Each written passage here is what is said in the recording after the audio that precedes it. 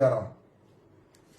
हर वर्ष की बात ही इस वर्ष भी हिंदू जन जागृति समिति के तत्वाधान में हिंदू राष्ट्र की स्थापना के लिए जो गोवा रामनाथी आश्रम में जो अधिवेशन किया जाता है, आज कोरोना वायरस की वजह से यह अधिवेशन कार्यक्रम ऑनलाइन चल रहा है।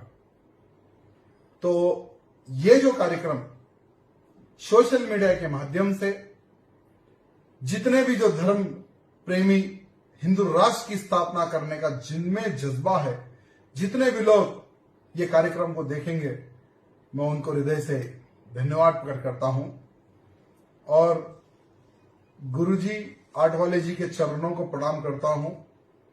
हिंदू जन जागृति समिति के सभी कार्यकर्ता, सभी माताएं बहनों को प्रणाम करता हूं जो अखंड हिंदू राष्ट्र की स्थापना के लिए दिन रात कार्य कर रहे हैं। साथ ही साथ वैसे तो हर राज्य के लोगों को ये कहा जाता है कि आप धर्म के प्रति, अखंड हिंदू राष्ट्र के प्रति अपने अपने एरिया में आप क्या काम कर रहे हो और धर्म के प्रति अभी तक क्या किया है, वो विषय सबको दिए जाते हैं। और आज मुझे ये विषय दिया गया कि आप इन एक साल में क्या क्या कार्य किया, तो मैं बताना चाहूंगा कि अखंड हिंदू राष्ट्र की स्थापना के लिए जो नौजवानों को जो जोड़ने का कार्य था वो निरंतर चालू है।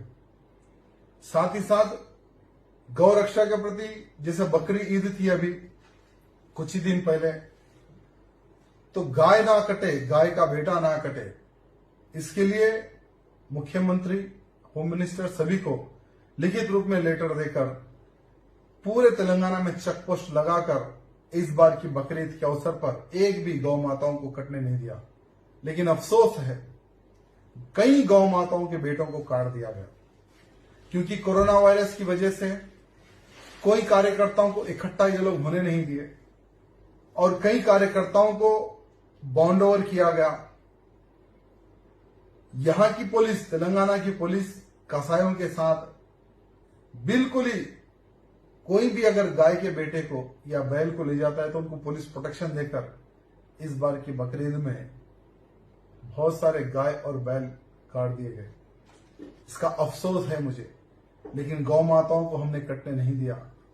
ये एक कार्य हुआ, लेकिन आने वाले समय में जितना हो सके उतना इसके ऊपर भी कार्य होगा और मुझे विश्वास है कि गौ माता के साथ साथ में गौ माता के बच्चे भी बचेंगे और बैल भी बचेंगे, नंदी भगवान भी बचेंगे।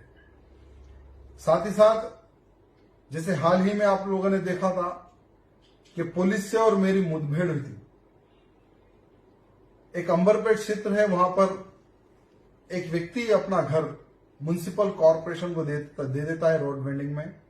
2 करोड़ रुपए वो व्यक्ति लेता है और कई वर्षों तक उसी घर में लोग रहते हैं, बच्चे पैदा करते हैं, सब करते हैं। जैसा ही रोड वेंडिंग के लिए उस घर को तोड़ा जाता है तो वहां के कुछ लोकल हिंदू धर्म द्रोहियों द्वारा धरना प्रदर्शन किया जाता है और कहा जाता है कि ये मस्जिद है। तो उसका हमने घोर विरोध किया था और पुलिस से वो समय पर थोड़ी हाथापाई भी हुई थी, आप सब लोगों ने देखा है। लेकिन आज तक वो काम वैसे का वैसे ही रुका हुआ है। वो लोग मस्जिद वहां पर बना नहीं सके, टोटली काम रुका हुआ है। ये कार्य हुआ। साथ ही साथ आंध्र प्रदेश में एक गौशाला में 100 से अधिक गायों को विष देकर मारा गया। पता नहीं आंध्र प्रदेश का तो हिंदू सोया हुआ है, लेकिन हम तेलंगाना से आंध्र प्रदेश के उस कोने गए, जाकर गौशाला में देखी और वहां के पुलिस के अधिकारियों से सबसे बात की कि इसकी जांच हो। तो जांच में यह पता चला कि गायों को विष देकर मारा गया, घास के ऊपर से विष छिनक कर गौ माताओं को विष देकर मारा गया। तो हमने डिमांड की थी वो समय पर कि जिन लोगों ने भी ये कार्य किया है उनके ऊपर सख्त से सख्त कार्रवाई हो। लेकिन दुर्भाग्य देखिए, हम तो चले गए 400 किलोमीटर दूर, लेकिन वहां के सिर्फ नाम मात्र ही हिंदू मेरे साथ वहां पे इकट्ठा हुए थे।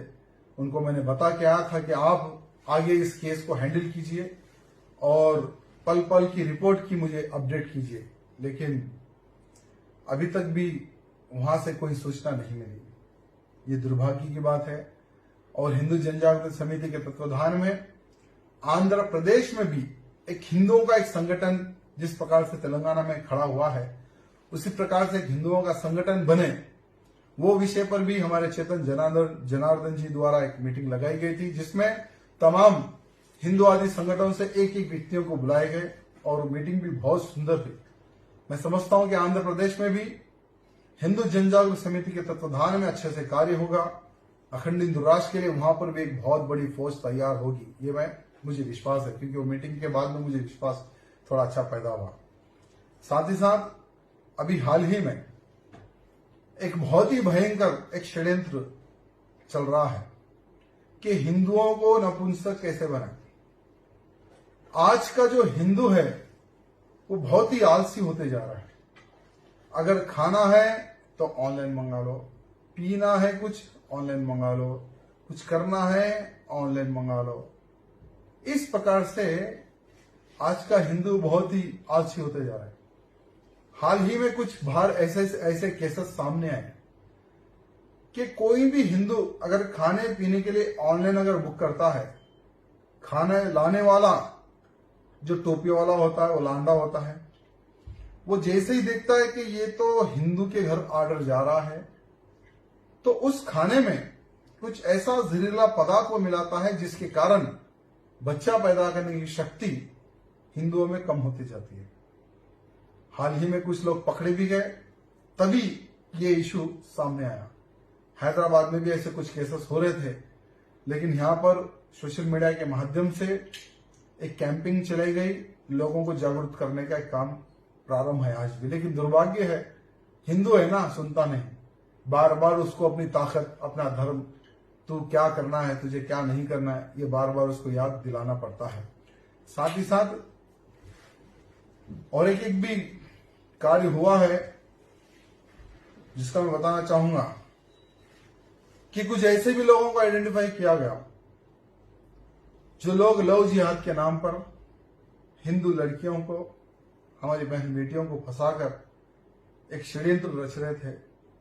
उनको भी थोड़ा पकड़ के थोड़ी उनकी पूजा की गई। पूजा माने आप समझ सकते हैं, अच्छी सी पूजा की गई। ऐसे भी एक थोड़े कामा हैदराबाद में हुए हैं, ये भी मैं आपको बताना चाहूंगा, क्योंकि हमारी बहन बेटियों की रक्षा के लिए केवल बातों से नहीं, हमें हाथों का भी उपयोग करने की आवश्यकता है। आप लोगों ने देखा होगा कि हमारे तमाम देवी देवताओं के हाथ में शस्त्र होता है। क्यों?